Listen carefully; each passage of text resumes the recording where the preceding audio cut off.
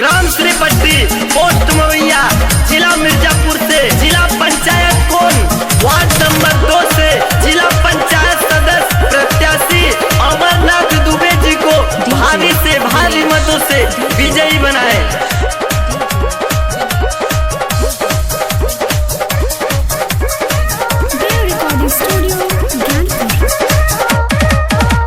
सुन ले चाचा, सुन ले भैया, सुन ले चाचा, सुन ले भैया, अब के जाने भोलाई हो अमरनाथ दुबे के जितैया, जिला पंचायत बनई। पढ़ल लिखल शिक्षित बारे गौवा के करे है विकास हो,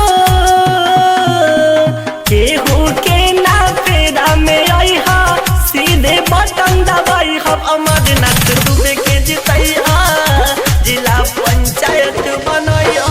सबका इज्जत, सबका सम्मान, सबका इज्जत, सबका सम्मान, अमीरी गरीबी एक समान, यही है अमरनाथ दुबे की पहचान, यही है अमरनाथ दुबे की पहचान। खातिर लड़ी है भैया, केहू से ना डरी, चाची ध्यान दो, चाचा ध्यान दो।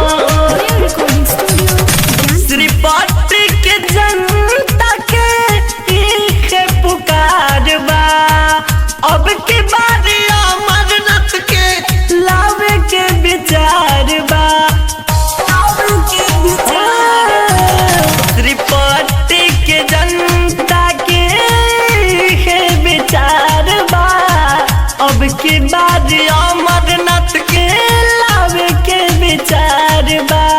भूल न जाय मोहर लगाई हा, अपन हक जताई हा, अमरनाथ दुबे के जितैया, जिला पंचायत बनई। अमरनाथ दुबे जिंदाबाद, जिंदाबाद, अमरनाथ दुबे जिंदाबाद, जिंदाबाद। जी हाँ भैया, ना भूले के बा, ना भुलावे के बा, अब की बात वार्ड नंबर 2 से अमरनाथ दुबे को जितावे के बा, क्षेत्र का विकास चुन चुन के करावे के बा। सूरज गोविंद का है करा जानी घाही, अब के बाद चुनिया भैया कर मठ सिपाही, नकुल परदीप जानी भुलाई हा, जाके बटन दबाई हा, अमरनाथ दुबे के जितैया, जिला पंचायत बनई। सुन लो चाचा, सुन लो भैया, अब की जाने भुलाई हा, अमरनाथ दुबे के जितैया, जिला